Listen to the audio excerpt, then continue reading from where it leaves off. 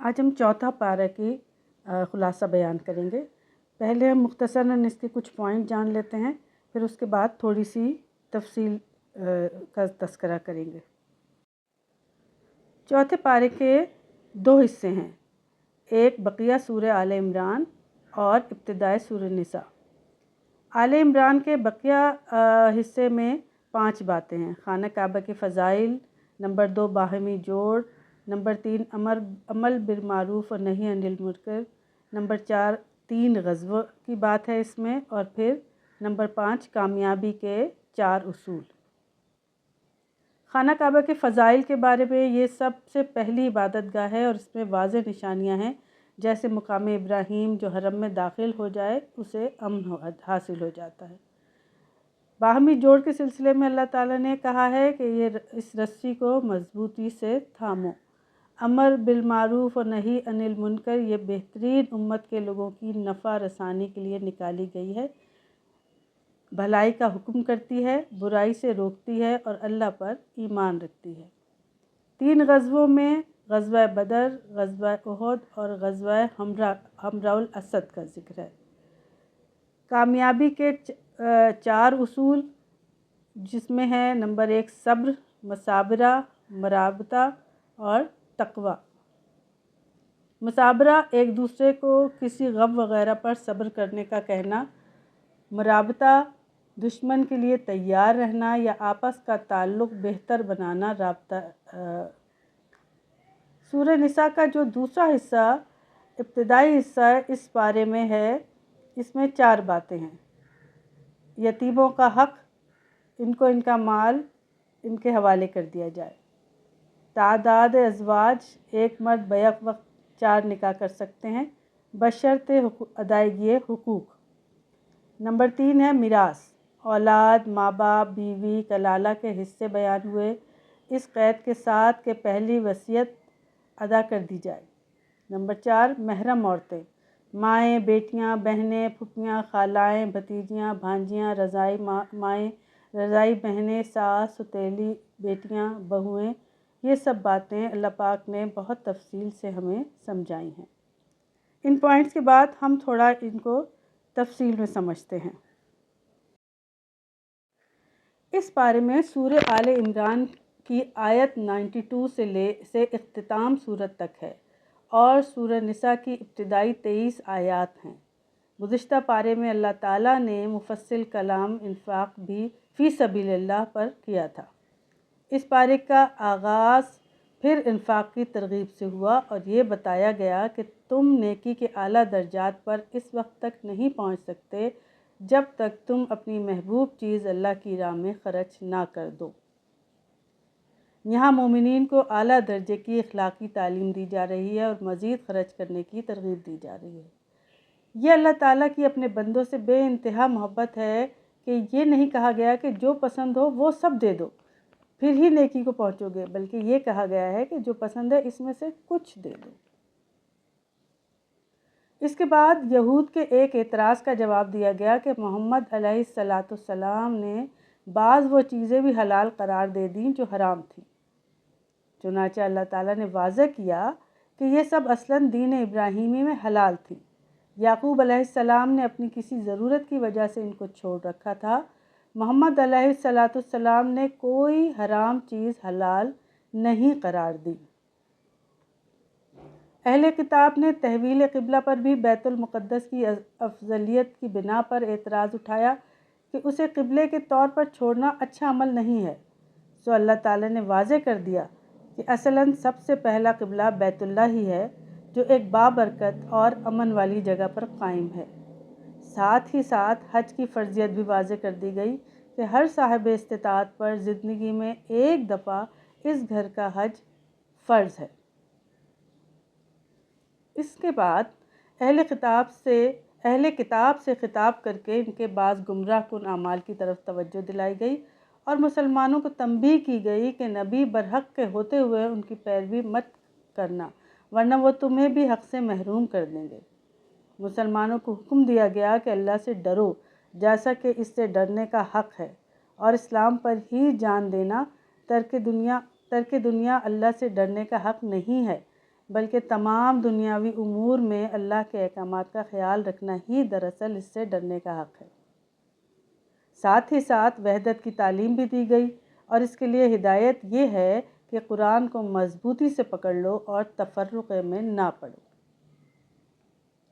اس کے بعد سلسلہ کلام اس اہم چیز کی جانب موڑ دیا گیا جو اصل میں اس امت کی بعثت کا مقصد ہے، کہ تم میں ضرور ایک ایسا گروہ ہو جس کا کام ہی یہ ہو کہ نیکی اور بھلائی کے کاموں کی طرف لوگوں کی رہنمائی کرے اور برائی سے روکے۔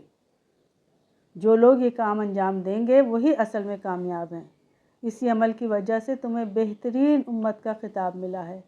اس ایک خاص جماعت کے علاوہ بھی ہر امتی دین اور بھلائی کا داعی ہونا چاہیے جو اپنے اپنے سرکل میں برائی کے خلاف آگاہی پھیلائے اور انسانیت کی بھلائی اور خیر خواہی کے لیے اپنے حصے کا کام انجام دے۔ اس کے بعد مسلمانوں کو اہل کتاب کے بارے میں بتایا گیا کہ ان میں کچھ تو وہ ہیں جو اپنے اعمال رذیلہ کے سبب ذلیل ہوئے، لیکن سب ایک جیسے نہیں ہیں۔ ان میں کچھ ایسے ہیں جو حق پر قائم ہیں، راتوں کو اٹھ کر نماز پڑھتے ہیں اور امر بالمعروف اور نہی عن المنکر کا کار خیر انجام دیتے ہیں۔ یہاں کفار کے بارے میں بھی بتایا گیا کہ آخرت میں ان کے مال اور اولاد ان کے کسی کام نہیں آئیں گے، نہ ہی ان کا صدقہ و خیرات کسی کام کا ہوگا۔ یہ صرف دنیا کی لذت میں مال خرچ کرتے ہیں، لہٰذا انہیں اپنا رازدار نہ بناؤ۔ یہ مسلمانوں سے حد درجہ کا بغض رکھتے ہیں۔ ضمناً منافقین کے بارے میں بھی بتایا گیا کہ جب تمہیں کوئی بھلائی ملے تو وہ ناراض ہوتے ہیں، اور جب تمہیں کوئی برائی پہنچے تو بہت خوش ہوتے ہیں۔ تو صبر و تقوی کے ذریعے سے ان کا مقابلہ کرو۔ اگر تمہارا کردار مضبوط ہے تو تمہیں کوئی نقصان نہیں پہنچا سکتا۔ اس سورہ میں اللہ تعالیٰ نے بہت مفصل تبصرہ غزوہ احد پر بھی کیا۔ غزوہ احد میں مسلمانوں کو شروع میں فتح حاصل ہوئی تھی، لیکن نبی کریم صلی اللہ علیہ وآلہ وسلم کے حکم سے روح گردانی کرتے ہوئے مسلمان مکمل فتح سے پہلے مال غنیمت سمیٹنے میں لگ گئے۔ اس بنا پر ان کی فتح شکست میں تبدیل ہو گئی اور بہت سے مسلمان شہید ہو گئے۔ اس موقع پر ایک افواہ یہ بھی پھیلی کہ نبی کریم صلی اللہ علیہ وآلہ وسلم نعوذ باللہ شہید ہو گئے ہیں۔ یہ سنتے ہی بہت سے مسلمان حوصلہ ہار گئے، کچھ تو منہ پھیر کے بھاگ گئے، کچھ نے ہتھیار ڈال دیے۔ یہ بات اللہ تعالیٰ کو سخت ناپسند ہوئی، چنانچہ اللہ تعالیٰ نے مسلمانوں کو پہلے تو حوصلہ دیا کہ جب بدر میں اللہ تعالیٰ تمہاری مدد کر چکا ہے تو اب کیوں نہیں کرے گا۔ یہ خوشخبری بھی دی گئی کہ تمہارا رب 5000 فرشتوں سے تمہاری مدد کرے گا اگر تم اس پر بھروسہ کرو۔ اللہ کی مدد اسی اعتبار سے آتی ہے جتنا جوش و جذبہ ہوتا ہے۔ یہ بھی تعلیم دی گئی کہ کمزور نہ بنو اور نہ ہی دل چھوٹا کرو، آخر میں تم ہی غالب ہوگے اگر عہد میں پکے اور ثابت قدم رہے تو۔ حالات ایک جیسے نہیں رہتے، بلکہ کبھی ایک غالب آتا ہے کبھی دوسرا۔ اگر اب تمہیں زخم لگا ہے تو بدر میں وہ بھی منہ کی کھا چکے ہیں۔ اس شکست کے ذریعے تمہارا امتحان مقصود تھا کہ تم میں سے ایمان والے خالص ہو جائیں اور منافقین ظاہر ہو کر الگ ہو جائیں۔ آزمائشیں ہی انسان کو خالص کرتی ہیں، لہٰذا اگر تم سمجھتے ہو کہ جنت میں یوں ہی داخل ہو جاؤ گے تو یہ تمہاری غلط فہمی ہے۔ اللہ نے ابھی تمہارا مزید امتحان لینا ہے۔ یہ بھی تنبیہ کی گئی کہ محمد صلی اللہ علیہ وآلہ وسلم تو فقط ایک رسول ہیں، تو کیا اگر وہ شہید ہو گئے یا نہ رہے تو تم دین سے ہی پھر جاؤ گے؟ تم ایک لیڈر کی خاطر نہیں لڑ رہے، بلکہ اللہ کے اس کلمے کی خاطر جہاد کے لیے آئے ہو جو اس نے دنیا میں بھیجا ہے۔ اللہ کی راہ میں تم سے پہلے بھی بہت سے لوگ نبیوں کے ساتھ مل کر اللہ کی راہ میں لڑے ہیں، وہ بھی اللہ کی مدد مانگتے تھے تو ان کو دنیا اور آخرت دونوں میں اچھا بدلہ ملا۔ اللہ نے تو اپنا وعدہ سچا کر دکھایا تھا، لیکن تم مال کی محبت میں ڈگمگا گئے۔ اللہ اپنے بندوں سے یہ چاہتا ہے کہ وہ دنیا کی چیزوں پر غم نہ کریں۔ غزوہ احد میں چونکہ بہت سے مسلمان شہید ہو گئے تھے تو منافقین نے یہ بات پھیلا دی کہ اگر یہ لوگ اپنے گھروں میں ہوتے تو زندہ رہتے اور اس آزمائش سے بچ جاتے۔ اللہ تعالیٰ نے یہاں تک اس کی بھی نفی کی اور کہا کہ جو لوگ اس جنت میں آنے پر تنگی محسوس کر رہے تھے ان کو بتا دو کہ اگر وہ اپنے گھروں میں بھی ہوتے تو جن کی قسمت میں شہید ہونا تھا وہ اپنے گھروں میں بھی مارے جاتے۔ منافقین کو بھی اللہ تعالیٰ نے یہ کہہ دیا کہ اگر یہی سچ ہے تو تم اپنے آپ کو موت سے بچا کر دکھاؤ۔ پھر مسلمانوں کو تسلی دلائی کہ یہ شہادت عام موت نہیں بلکہ ایک بہت اعلیٰ مرتبہ ہے۔ زندگی اور موت اللہ کے ہاتھ میں ہے اور اللہ کے راستے کی موت ہی بہترین منزل ہے۔ شہداء کے انعامات کا تذکرہ کیا گیا کہ وہ زندہ ہیں، رزق بھی پاتے ہیں، اور جو ان کے بقیہ مجاہد ساتھی ہیں ان کے بارے میں خوش بھی ہوتے ہیں کہ وہ بھی عنقریب اس رتبے کو حاصل کریں گے۔ جنگ احد کے بعد یہ خبر مشہور ہوئی کہ دشمن پھر پلٹ کر حملہ کرنے والا ہے، چنانچہ نبی کریم صلی اللہ علیہ وآلہ وسلم نے ایک مرتبہ پھر لوگوں کو حکم دیا کہ مقابلے کے لیے نکلیں۔ اس موقع پر کسی نے بھی بزدلی نہیں دکھائی اور زخموں سے چور چور بھی اٹھ کھڑے ہوئے اور مقابلے کی حسبنا اللہ و نعم الوکیل کہتے ہوئے تیار ہو گئے۔ اللہ تعالیٰ کو ان کا یہ عمل بے حد پسند آیا۔ مومنین کو حوصلہ دیا گیا کہ یہ کافر تمہارا کچھ نہیں بگاڑ سکتے، ان کو جو ڈھیل مل رہی ہے اس کا مقصد یہ ہے کہ وہ اپنے گناہوں میں بالکل جب غرق ہو جائیں پھر ایک ہی دفعہ قیامت میں پکڑے جائیں۔ احد پر تبصرہ کرتے ہوئے اللہ تعالیٰ نے درمیان میں سود کی حرمت کا بھی ذکر کیا۔ سودی لین دین انسان مال کی محبت میں کرتا ہے۔ یہ مشکل بھی مال کی محبت کی وجہ سے آئی تھی۔ مسلمانوں نے مال غنیمت کی وجہ سے رسول اللہ کے احکام کو نظر انداز کر دیا تھا، اس لیے یہ واضح کیا گیا کہ مال کی محبت تباہی لاتی ہے۔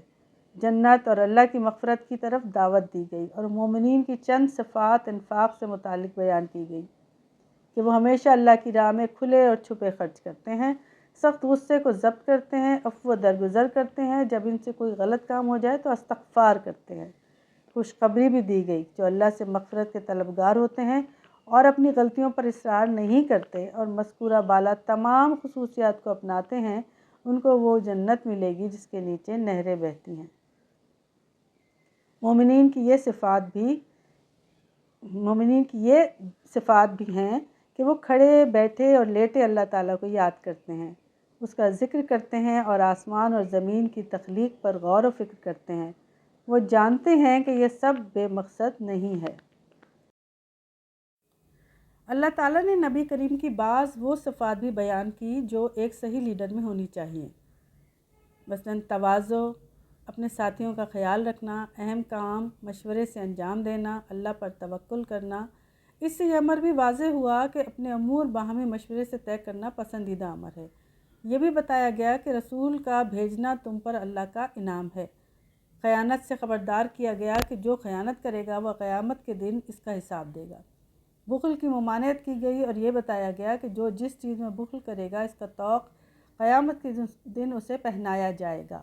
یہ بھی بتایا گیا کہ ہر کوئی موت کا مزہ چکھے گا تو اصل کامیابی یہ ہے کہ آگ سے بچ کر جنت میں داخل ہو جاؤ۔ یہ بھی بتا دیا گیا کہ دین کا راستہ آزمائشوں کا راستہ ہے، اس کے لیے ہمت درکار ہے، بڑے دل والے ہی بڑے کام کرتے ہیں۔ اس سفر میں تقوی اور صبر بہترین مددگار ثابت ہوں گے۔ منافقین کی صفت بتائی گئی کہ دوسروں کے کام کا کریڈٹ لیتے ہیں۔ اس کے بعد خاتمہ سورت کی آیات ہیں جس میں چند دعائیں سکھائی گئی ہیں اور یہ تسلی دی کہ کسی کا عمل ضائع نہیں ہوگا، مرد یا عورت جو بھی بھلا کام کرے گا جنت میں جائے گا۔ اللہ تعالیٰ کی طرف سے ان کے لیے بہترین ضیافت تیار ہے۔ یہ بھی تسلی دی گئی کہ کافروں کو دنیا میں پھلتا پھولتا دیکھ کر افسردہ نہ ہو، دنیا تو عارضی ٹھکانہ ہے اور ان کا عیش و عشرت بھی بس چند روزہ ہے۔ مومن کا اجر ہمیشہ باقی رہنے والا ہے۔ اہل کتاب کے مسلمانوں کی تحسین کی گئی اور تسلی دی گئی کہ ان کا اجر بھی اللہ تعالیٰ کے پاس ہے۔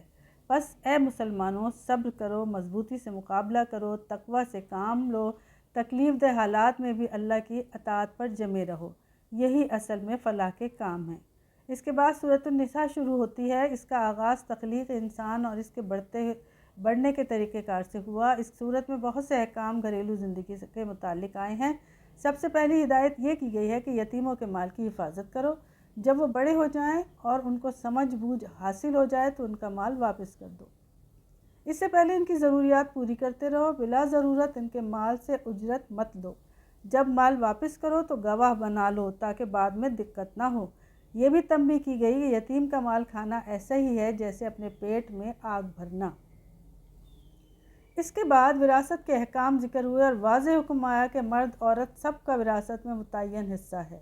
بعض رشتہ داروں کے حصے تفصیل سے بیان کیے گئے۔ یہ بھی حکم دیا گیا کہ اگر تقسیم وراثت کے وقت کچھ مسکین رشتہ دار ایسے بھی آ جائیں جن کا حصہ نہ ہو تو انہیں بھی کچھ دے دو۔